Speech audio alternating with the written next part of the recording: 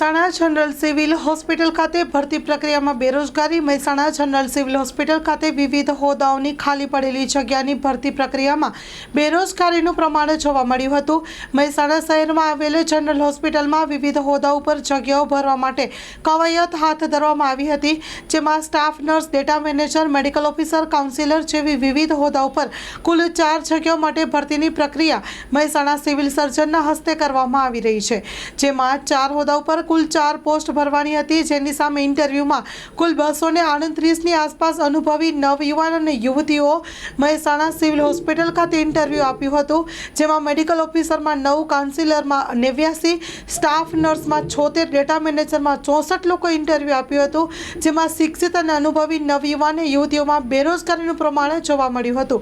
જો વધુમાં વાત કરવામાં આવે તો કુલ 4 જગ્યા માટે 238 ની આસપાસ ઉમેદવારોએ પોતાની ઉમેદવારી નોંધાવી હતી।